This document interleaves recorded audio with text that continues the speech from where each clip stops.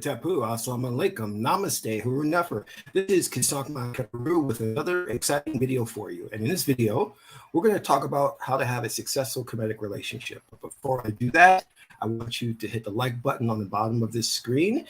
If this is your first time to my channel, welcome. Hit the subscribe button to get notifications on when I go live and when I upload recorded videos. And if you're interested in learning more of my spiritual teachings, you can scroll down below and click on any one of the ebooks there. They are free. You can download them right now and start reading them. If you want to take your journey to the next level and follow that rabbit down the rabbit hole and learn more about the Matrix, you can become a Patreon supporter. You can do so for as little as $1, $5, or $20 per month. There is no obligation, and you can cancel at any time. As a supporter, you'll get exclusive membership or instructional videos, and these videos will teach you how to summon spirits, how to contact your ancestors, how to astro project, interpret dreams, how to create a magical amulet, how to do self-hypnosis, which is very important to curb your overeating and get rid of any bad habits like smoking. And last but not least, if you are an Asera level supporter, you'll get all your Oracle readings for free. So become a Patreon supporter. Last but not least, share this video with family and friends so we can get the revolution started and bring the planet back into alignment of balance, of peace, and harmony. Haroon Nefer, how are all of you? Well, today is a great show about relationships, and they're very, very important because right now we have a dire situation. It is really bad, really bad. Now, many of you are probably aware of Kevin Samuels. He's a he used to be what is exactly did he call himself? Style consultant, fashion consultant. Since changed to giving out dating advice on his channel. He's very, very successful, over 1 million subscribers, and he gives out some really good advice. Specifically, he's geared toward we'll call modern women, but really it's targeted to Black women. I guess he doesn't want to get flagged by YouTube. But the advice sometimes is tough love. It's hard hitting. But what I want you to understand is people have been complaining that, like, oh, he's too hard on women. He needs things softer. Well, we've gone through 40 plus years of interference by all hierarchy. I want you to understand this clearly, that they are out for the destruction of modern day relationships. They want to destroy them and disrupt them. Even BLM Black Lives Matter, they wanted to get rid of the family. So we have to sugarcoat things. We've got to get in there and realize that we're in trouble. Our relationship's in trouble, and it's not necessarily through a fault of our own, because our tradition goes back to family. We were the ones that created civilizations and the ones that sparked family. The extended family, which is the community. And I'm going to talk a little bit about that. Now, when you're in dire straits and when you're in a war, there's no point in sugarcoating anything. You've got to be hard hitting and you got to get people to change right away. And that's what he's doing. However, he's missing a very, very fundamental component, which I'm going to talk about today, which is how do you change behavior? Because many women I know that come on the show pull the yes, yes, yes. They say yes, but they're not going to change. It is very hard for us to change once we have conditioned our spirit. You don't change programming that easily. You've gone through how many years? 25 years on this planet, 30 years on this planet with the same ideology reinforced over and over and over again. And then one day, because you have a discussion with some, whether it be a therapist, Kevin Samuels, anybody, myself, all of a sudden you have an epiphany and you're going to change. Sorry, it doesn't work like that, because the old you is going to tooth and nail to stay in the default conditioning stage. This is why I prescribe hypnotherapy. It is a way of getting into the subconscious mind and rooting out the problem. And this is exactly what they use in ancient Kemet, Africa. They use trance. They use ritual to get into the psyche and to fix things. They didn't use talk. Talk is an oratory skill that came out of Greek culture. And it never worked, not even for the Greeks, because in their political arenas, they just got caught up in debate and never solved things They just debated, and the one with the best oratory skills was the one that they saw as truth.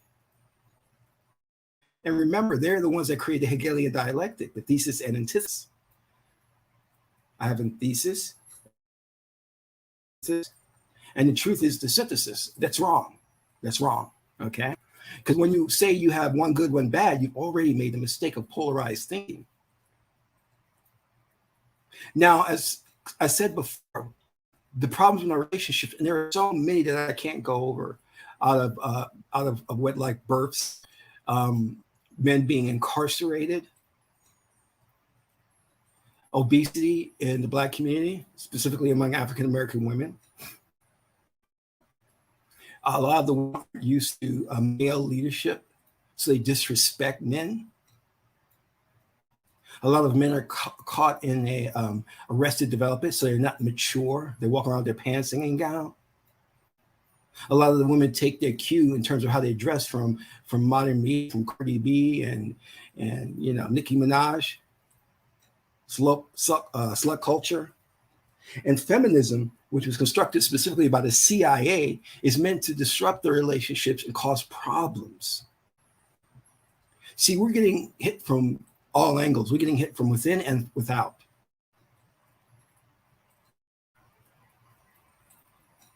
The problem is, instead of us turning back to our culture with people we've trained to hate it, and we make it worse by going to the Christian church on Sunday, which reinforces the idea of hatred of our traditional religions, specifically Kemet.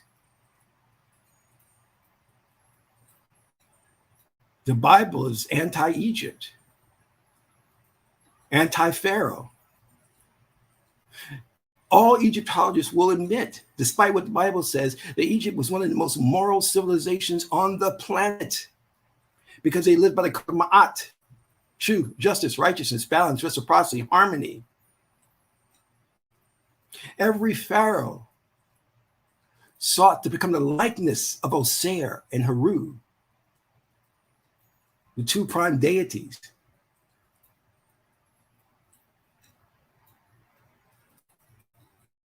But we've lost that culture because we've been conditioned and programmed by the oligarchy to hate our legacy and to accept Christianity that has the worst value system. The worst value system. Case in point, they vilified the naked body in ancient Egypt, ancient Kemet. The naked body was not seen as perverted. It was natural. People walked around naked. Herodotus, the historian, said that when he went to ancient Egypt, he saw children and men and women walking around naked.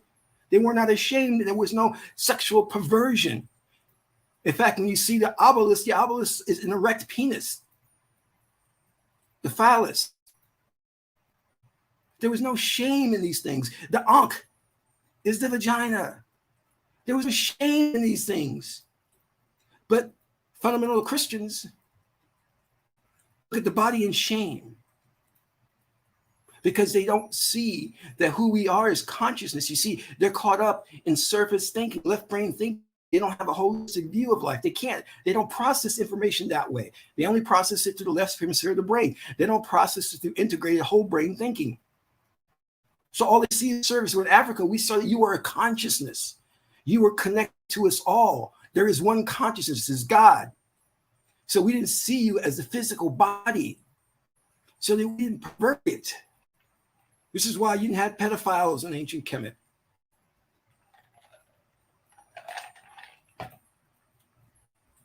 You see, the ruling elite oligarchy has created these organizations. And every time they create an organization, that organization's purpose is to destroy our relationships, to create a gender war. That's what BLM was there for.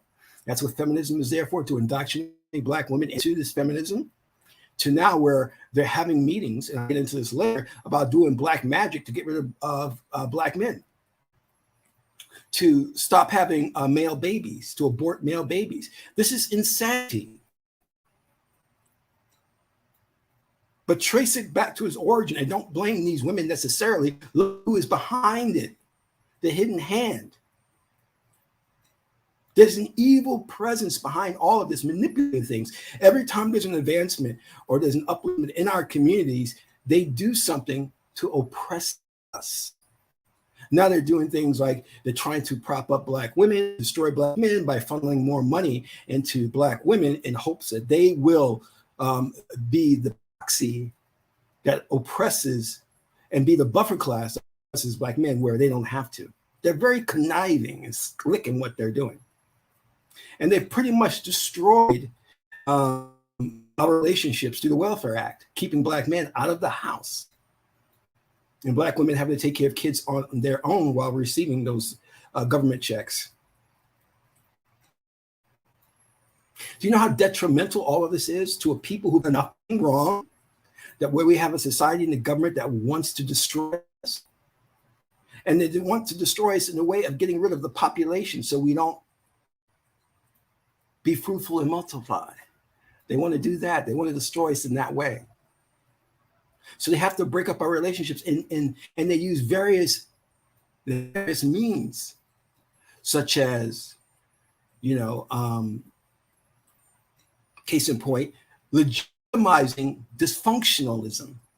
It's okay to have 2 or 3 babies by 2 or 3 baby daddies. Don't fat shame her.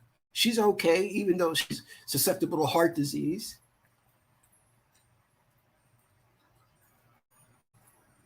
They want you to die off. And they do that to legitimize dysfunctionalism.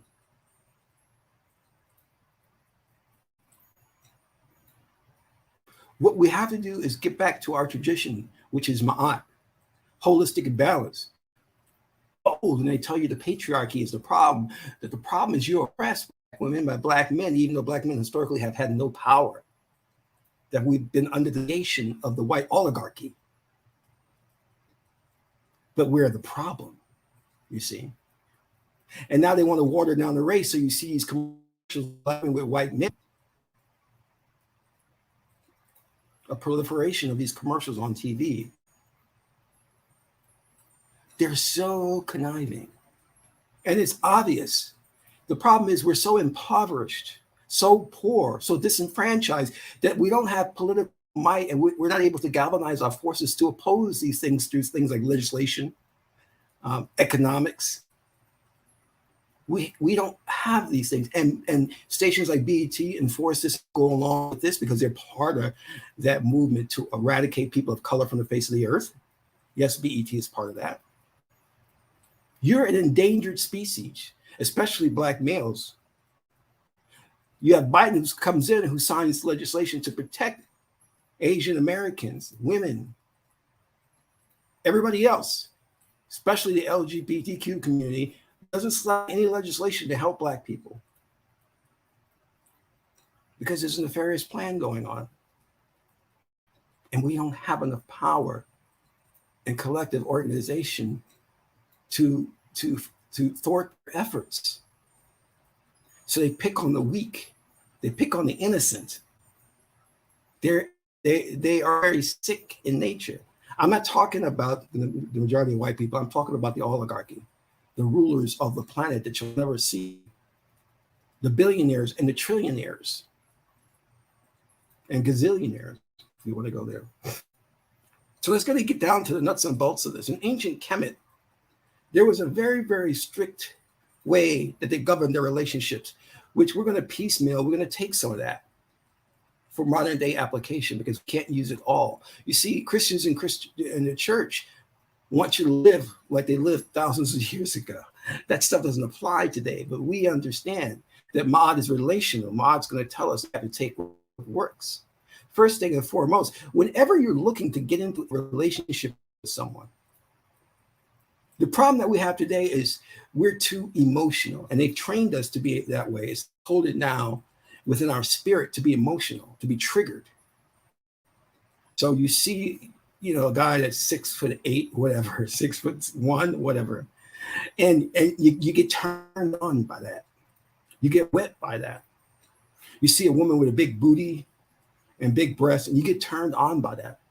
But that's the faculty of the animal spirit within you, and that should not be governing your decision. Although it's a good indication that you're healthy because the raw force, the chi, the kundalini energy is rising within you, and you can use that for magic practices, but that's not what you base your decision on. Whenever you want to get into a relationship, the first thing you should do is go to the oracles and ask God, should you pursue a relationship with this person? And then you'll ask, what would make a successful relationship with this person? And you'll be given the governing factors that would make the relationship successful. You'll be given a mantra, a ritual to perform. And then from there, if God sanctions the relationship, God Tahuti sanctions your pursuit of that relationship, then you can go all out into courting that person. The goddess that governs relationship is Heteru, but she governs a specific type of relationship. She governs a lovey-dovey relationship, the giving and getting in return. She wants things to be sweet, harmonious, beautiful. That's her nature. She loves sweet talk, pillow talk, all of that great stuff. But the goddess that really governs relationships is Ma'at. Her relationship's horrible, let's say a cold relationship, but it's a true love relationship. It's giving, seeking in return, knowing that real love is not asking anything from someone. If you love them, you'll give. In most instances, they will spit in your face, but your love is not requiring certain things. Your love doesn't say, well, I'm going to love you if you can provide for me. I'm going to love you if you make six-figure salary. That's not love. And this is exactly what's being taught out there. It's like, what do you bring to the table? That's not love. And I want you to keep that in mind. In the Kamitic story, Ma'at and Tahuti were husband and wife, brother and sister. Heteru had a relationship with the god of justice, Harukahuti. But Harukahuti was too hot, too forceful, too aggressive. She ended up marrying the king, Haru. And this is a really great mix for a relationship. And when these cards come up, when you're asking about your relationship, if you get these cards, it could be fortuitous.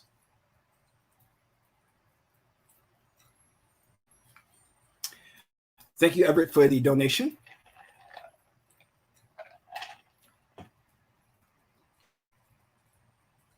There's no reason you should be getting into a relationship arbitrarily. You don't just see somebody, think they're cute, and get in a relationship. You can't see down the road. You can't see the future. There's two minds. There's a higher mind and a lower mind. The lower mind sees the immediate. The higher mind sees the bigger picture.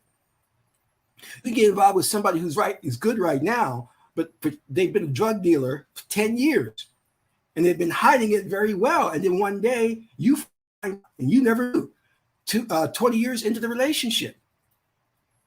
But if you went to the oracle told you don't get involved with this person because they're a drug dealer. Or if this person was going to cheat on you, this man was going to cheat on you, the oracle would have warned you. Or if this woman was going to be argumentative, jump in your face, smack you, the oracle would have warned you by Harukahuti Tem, which is violence.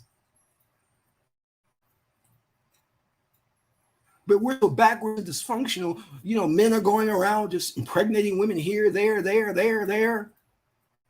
And we have no understanding of the mindset. You see, ancient Kemet, it just wasn't about two people having a relationship. It was about how the energy systems balance within those people.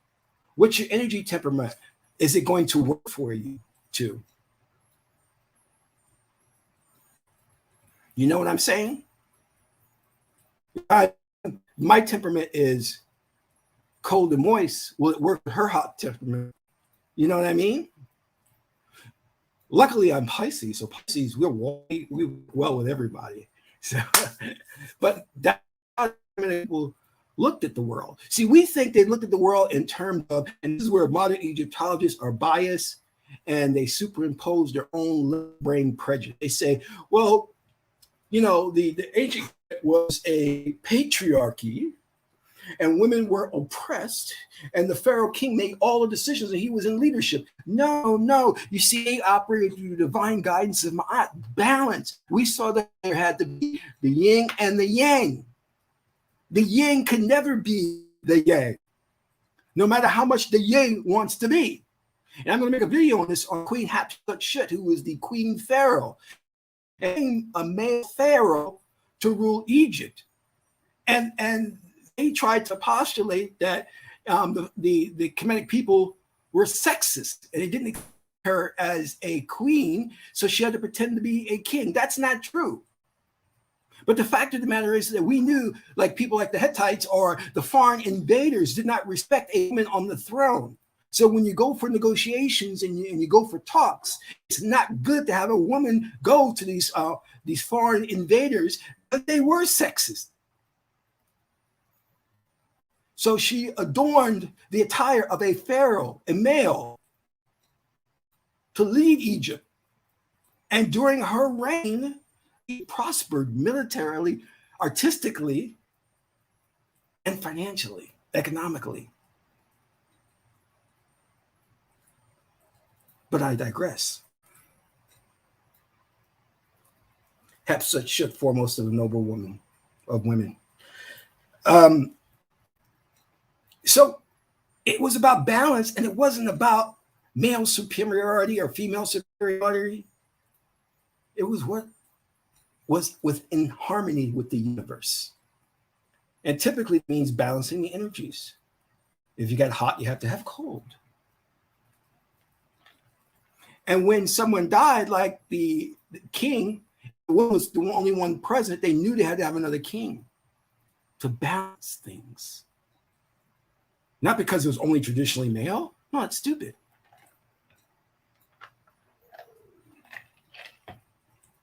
So you go to the oracle before you get into a relationship with someone, and the oracle will lay the land out. It'll tell you this is what you can expect. The oracle doesn't tell you what to do. You're God. You have a free will. You can make whatever decisions you want. You can decide to get into a relationship or not, despite what the oracle says. God respects you in that way.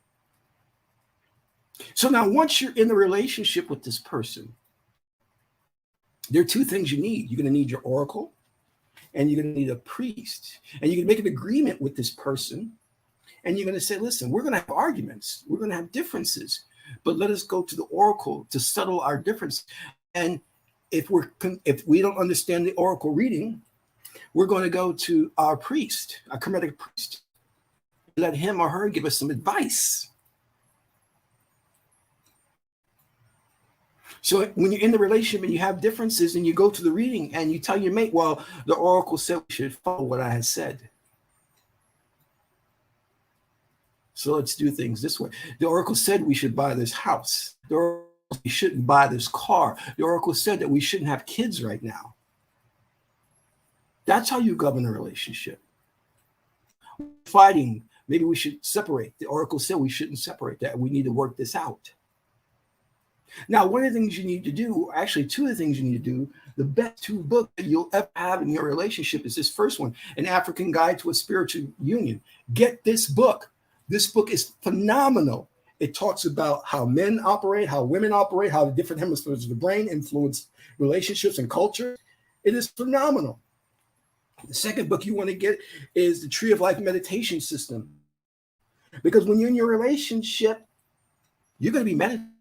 And this book takes you through an entire meditation system on how to change behavior. Because you're going to argue based on differences. The Western culture is destructive towards each other. So you're going to need to meditate. And we know that once you meditate, you change the fourth dimensional experience before you. You change reality. So if you're constant, I'll give you an example. One of the things I do, this is a while back I was doing this. Still do it in some sense today. There are two things I would meditate on. Number one is always, and I will meditate daily for 30 minutes, at least. One, having a harmonious relationship with my boss.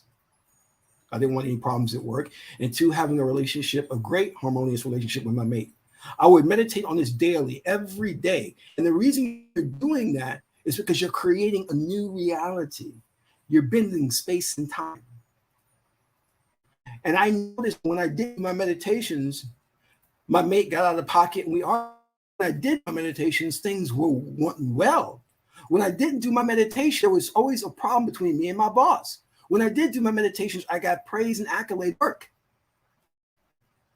And I saw firsthand that a direct relationship between what you visualize in meditation and what happens in the reality of the before experience. I said, this stuff works. So the Tree of Life meditation takes you through all the tree, going up and down to all of the deities. And you remember their truisms while in that state of meditation. Ma'at's truism is giving, seeking nothing in return. Tahuti is nothing has a quality in and of itself. And these truism gets hardwired into you. Foremost of these truisms is Amen. I am at peace, a peace that nothing can oppose. So when you two start to get a little heated, you drop back into Amen, peace, relaxation. Now, the next thing you should be doing on a daily basis is your animal spirit breathing meditations, which calm the animal spirit, which is your 4-7-8. 4 breaths in, 7 breaths hold, 8 breath out. So I'll get into a little bit more later. But that will quell the animal spirit and make you less emotional.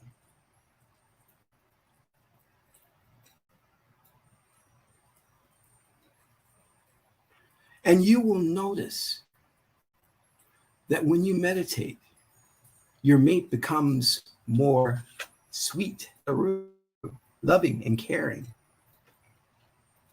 And when you meditate together, you become powerful. The Bible says if 2 or more agree, so shall it be. You become more powerful in the things that you can do. When you have sex and before the climax, you both meditate on the same objective, like getting a new house, that thing is powerful. It will come to fruition. Now, the next thing you want to do to have a loving relationship is that you want to have the blessing of the ancestors. You put a shrine together for the ancestors. Your ancestors may have been slaves, they may have been kings and queens, they may be aliens, and I mean that sincerely. So you ask your ancestors to govern your relationship. So if there's a problem with your relationship, the ancestors will come in and directly intervene. And in ancient Egypt, we took it a step further. We extend the family. Your grandmother would govern the relationship and make sure that you and your mate were doing the proper things, not staying out late, not seeing other people. Your family be watching over.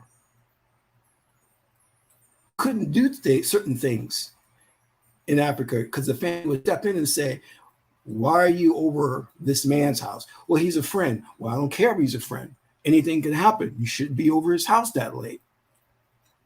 Go back to your husband. That's how things have to work. Ancestors governing your relationship, pour libations, set up your altar. Get your extended family, all the priests that you have to help govern the relationship.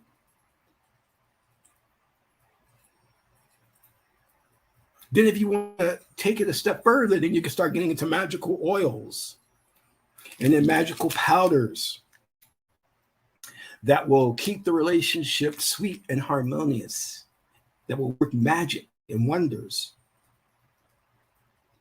Or these items can be used to attract somebody.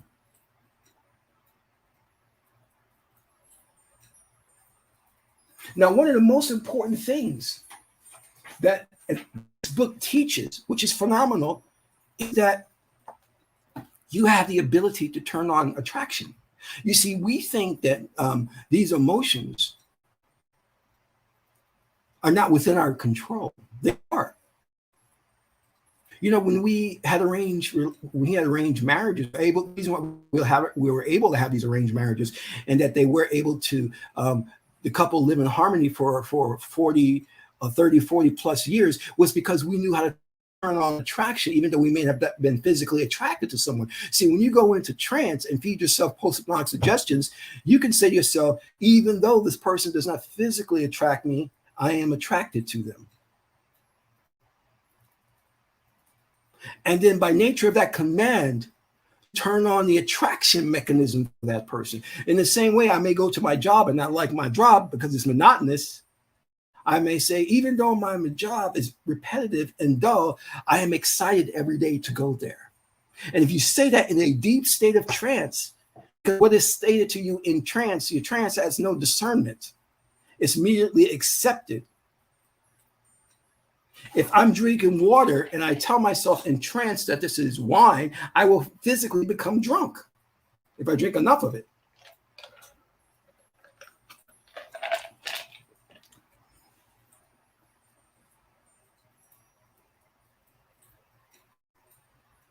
That's a good reading. That's a good reading. It talks about culture and ancestors. So there's going to be a culture you have to be aware of. So there's a cultural differences. That's what Sheps is about, culture. 42nd hexagram, you're going to have increase. That's really good. 37 hexagram can deal with family and culture. So that's kind of like the same thing. So you have to be mindful of the culture, but there will be, you'll gain a lot from the experience symbolized by the 42nd hexagram. And the Sheps is, again, understanding the customs, morals, values of the culture. So keep that in mind. You may want to pour some libation to the ancestors to help guide you to that situation. All right. Australia is nice. So those are just some of the things I want you to keep in mind in order to have a good relationship. Because I understand you have people, like I said, like Kevin Samuels out there who are talking about, like, this is what you need to do for your relationship. You need to have a man, and he needs to be financially secure. The woman needs to follow. The man needs to lead. That's all. That's great. That's great. But what's going to keep that relationship functioning is to go back to our ancestry, going back to our culture. That's important. Without that, we're breaking down. You can see it. We're breaking down. We're not teaching our children our spiritual practices.